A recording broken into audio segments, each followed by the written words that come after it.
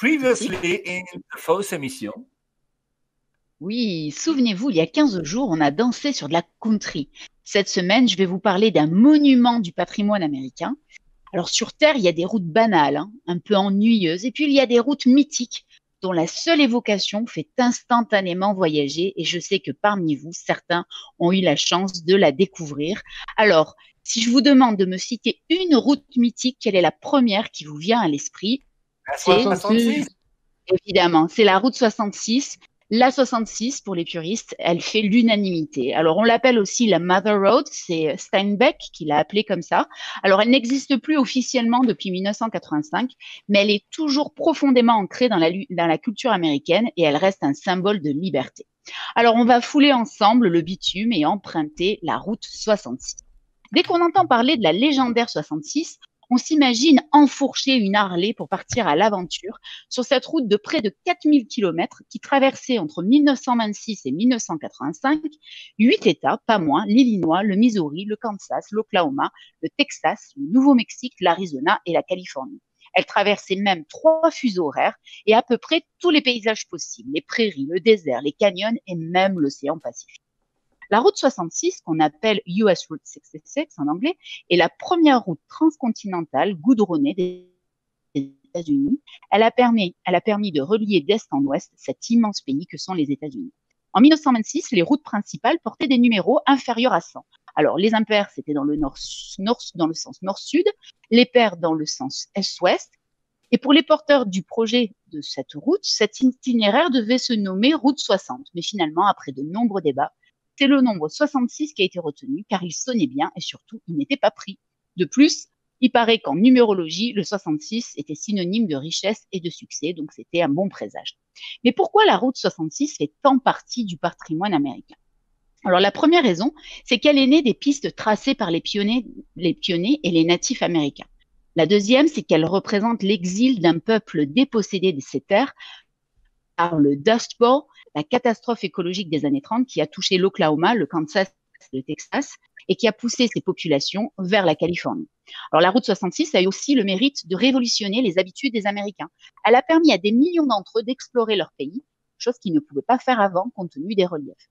Et puis, elle est peuplée de stations-service, de motels, de drive-in, de petites chapelles, de diners et aussi, aujourd'hui, de ghost town, de villes fantômes. Et surtout, parce que la littérature a immortalisé la 66.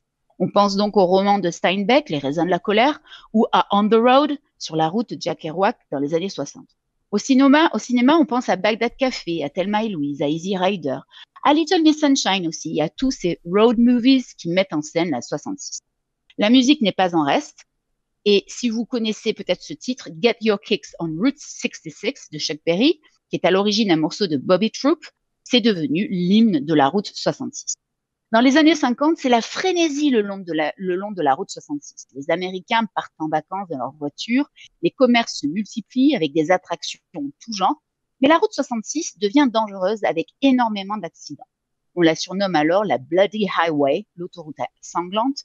Ça précipite son déclin et l'apparition des autoroutes, des interstates entre États, qui l'ont peu à peu remplacé car elles étaient beaucoup plus sûres. C'est un drame pour les commerçants de la route 66. De nombreux commerces baissent le rideau et certaines bourgades sont complètement désertées. Même si elle a été immortalisée par des livres, des films et des chansons, la route 66 n'existe donc plus officiellement. Il reste encore à peu près 80% du tracé originel, mais elle est un peu difficile à suivre. Certains tronçons sont fermés, d'autres sont impraticables car ils n'ont pas été entretenus, quand ils ne sont pas tout bonnement rayés de la carte carrément. Mais des irréductibles ont tout fait pour sauver la Mother Road et leurs efforts ont payé. Grâce aux aides de l'État et à la nostalgie que suscite la route 66, elle est devenue un véritable itinéraire touristique, une sorte de pèlerinage nostalgique. On l'appelle désormais Historic Route 66. On peut y dormir, y manger, comme à la grande époque, y découvrir des attractions insolites, comme les Muffler Man, qui sont des statues géantes publicitaires, ou les baleines bleues à Catoosa, dans l'Oklahoma, et rapporter des souvenirs chinés dans les trading posts, qui sont des magasins de souvenirs très souvent tenus par des natifs américains, où l'on peut acheter notamment des dream catchers, des attrape-rêves ou des plaques à l'effigie de la marque déposée Route 66. Alors, si vous avez le projet un jour de faire la Route 66, quand la situation le permettra, je l'espère, je vous conseille de parcourir d'est en ouest, donc de Chicago à Santa Monica, comme les migrants du Dust Bowl pendant la Grande Dépression, et plutôt à la fin du printemps ou en automne pour éviter les grandes chaleurs et les grands froids. Faire la route 66, c'est un périple qui se prépare, qui s'anticipe. Il faut un bon GPS et des cartes routières. L'essentiel du périple, ce sont les rencontres qu'on y fait, les paysages à couper le souffle qu'on y traverse. On n'en revient pas indemne. On peut y croiser les fantômes de Sal Paradise, le héros de Sur la route, et de ses compagnons de route, de Dennis Hopper, ce sont Chopper, et même celui d'Elvis au Clinton Motel. La route 66 laisse des traces, car la parcourir, c'est aussi et surtout vivre un pan de l'histoire américaine sur les pas de ceux qui ont fui la misère, comme le dit Steinbeck, la route 66 est la route des réfugiés, de ceux qui fuient le sable et les terres réduites, le tonnerre des tracteurs, les propriétés rognées, la lente invasion du désert vers le nord, les tornades qui hurlent à travers le Texas. C'est tout cela qui fait fuir les gens. La 66 est la route mère, la route de la fuite. 66 is the mother road, the road of flight.